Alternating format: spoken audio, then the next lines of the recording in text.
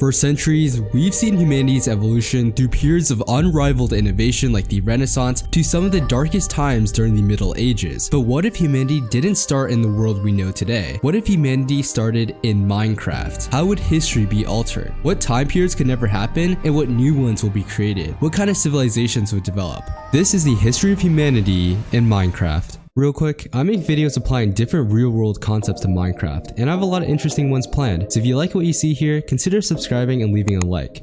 Now sit back, relax, and enjoy the video.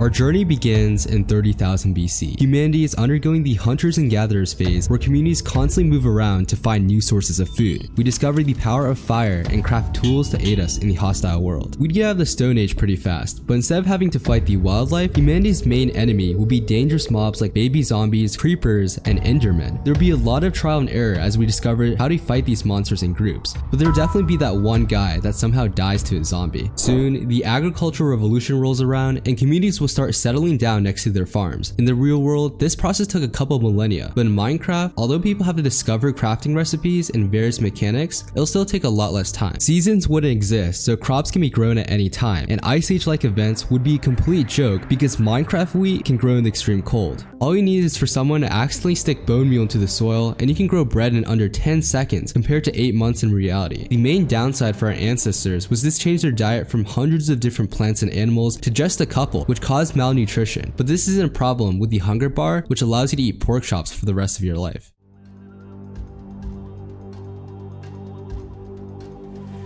At 4000 BC, the first civilization is born in Mesopotamia due to its close proximity to rivers and fertile land. In Minecraft, this logic applies as well, as water can facilitate the development of large fishing industries for food and giant farmlands with irrigation systems. But since water is not an absolute necessity for survival, with no thirst or bathing, we'll also see many communities develop in landlocked areas. And because there's no such thing as poor sanitation anymore, mortality rates during this era will be a lot lower than before. Each civilization will still be distinct from one another, with each being defined by resources native to their biome, like sandstone in the desert and wood in the plains. Additionally, primitive traps and outposts will likely become a prominent feature of villages to fend off hostile mobs at night. With the formation of communities, a breeding ground for religious and political ideology is created. For example, the Code of Hammurabi came up with the eye for an eye doctrine, and Athens started the beginnings of democracy. Great civilizations like ancient Egypt and ancient Greece would still rise as communities assimilate together and accomplish architectural feats such as building the Great Pyramids and even inventing toothpaste. Soon, the rise of empires across the world will foster a network of relationships complete with trade routes and military alliances. But as superpowers begin to emerge, the embers of conflict will begin to burn. A desire to spread ideology and gain more resources will spark the first wars. Beginning military tactics wouldn't be all that different in Minecraft. Many early civilizations fought by unleashing a barrage of arrows and then charging in with infantry. However, the cost of war often falls the hardest on peasants with hikes in taxation, so focus on war could spark the first uprisings against the government.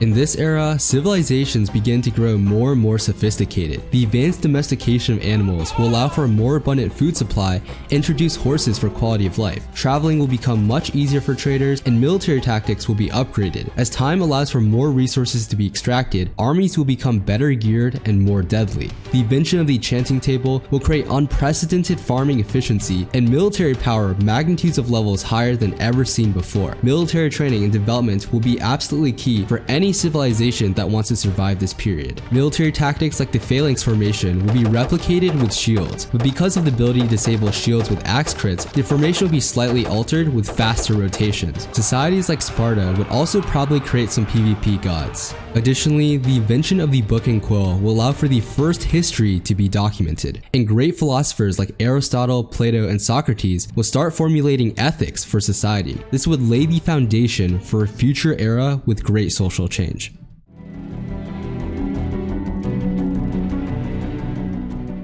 It's one thing to conquer an entire continent, but it's another thing to keep it. During this age, we'll see massive empires like Rome collapse underneath their own weight. To add to the chaos, this time period also saw the devastation of the bubonic plague, or Black Death, which killed 1/3 of all Europeans and put all progression on standby for a century. But unlike original history, humanity's greatest enemy, disease, is non-existent in Minecraft, so we'll see this entire era revolutionized. Instead, as civilization crumbles, people will have the freedom to adventure. We'd see the discovery of other dimensions like the Nether, and people discovering the End Portal. Religions might even form around them, with people worshipping the End Portal as an artifact from the gods.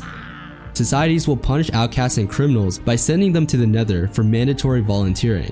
Lower-ranking military officials are stationed in the Nether to lead these outcasts in expeditions for resources and loot, initially massacring even friendly mobs like Striders and Pigmen due to ignorance. Some might even go just for the thrill of adventure, as regeneration is exponentially faster in Minecraft, making people more willing to take risks and explore the unknown. Soon, humanity will have fortified encampments and even entire communities within the Nether, forging the beginnings of a game-changing alchemy industry. In the overworld, relatively untouched regions like the ocean will be explored, and many civilizations separated by water will discover each other. More advanced civilizations may try to pull a Manifest Destiny when they discover a new land with abundant resources.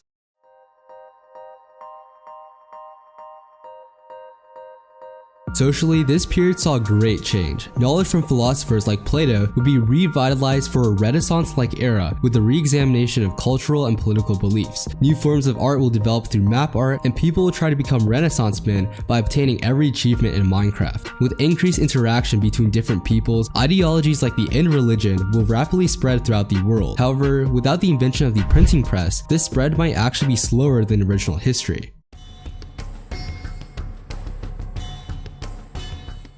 This is the era of innovation. The Industrial Revolution in Minecraft would see redstone completely transforming everyday life. Need to harvest crops? There's a farm for that. Need mob drops? There's a farm for that. Need to extort citizens for financial gain? There's a farm for that.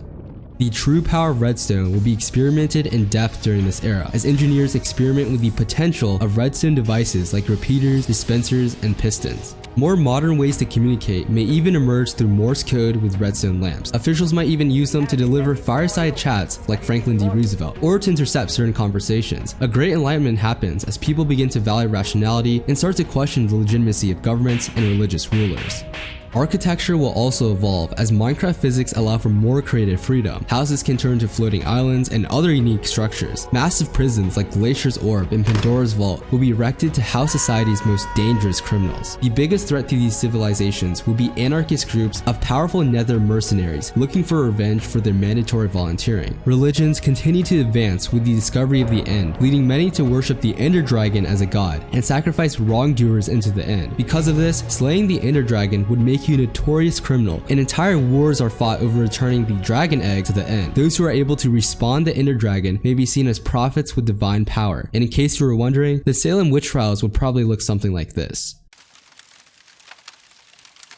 As non-renewable resources like diamonds and netherite begin to deplete, societies will begin to expand outward, making contact with various civilizations, establishing both peaceful and hostile relations. Many villages might be razed as humans try to subjugate villagers and force them into one-sided trading relationships. During this era, there'll also probably be another nation like Great Britain who tries to conquer half the world.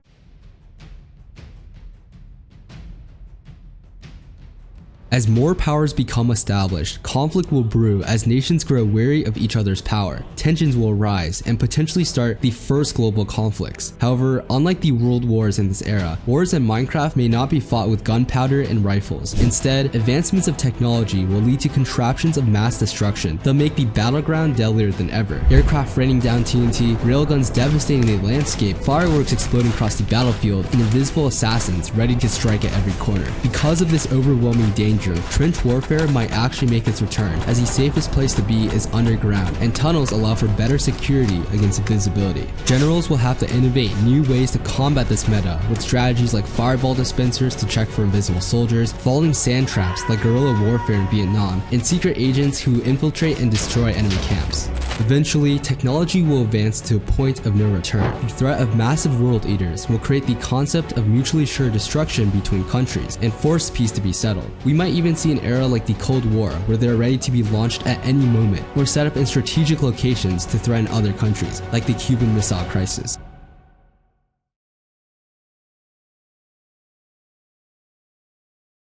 Into the modern era, innovative efforts will be reoriented from war to societal progress. Redstone airplanes could be mass-produced for commercial use, like a do-it-yourself kit where anyone can make their own using blocks. Calculators, computers, and maybe even giant AI robots will be created to roam around the wild. More collaborative efforts like technology sharing will help with the diffusion of technology throughout the world. It's also important to note that there is no old age in Minecraft, so people are essentially granted immortality. So there are people who have survived for centuries and entire eras witnessing all these developments take place. They would have the influence to create social shifts within society and become important political figures, warning people not to repeat history. But this also means a life term for an authoritarian dictator could last for a really long time. Assuming reproduction carries over, even with hardcore mode, the world population would be exponentially higher, with totems of undying, health potions, no disease, and no old age becoming catalysts for overpopulation. This could lead to the overcrowding of society and hierarchies that form based on age and wealth. The main threat to this era of development will be anarchist groups who oppose this hierarchy and continue their battle against governments with terrorism. However, unlike reality, people who don't like a government can just leave and establish their own communities far away, as the Minecraft world is 7 times larger than Earth. As long as they don't become a threat to existing powers or are wanted criminals, governments would have no incentive to chase them down.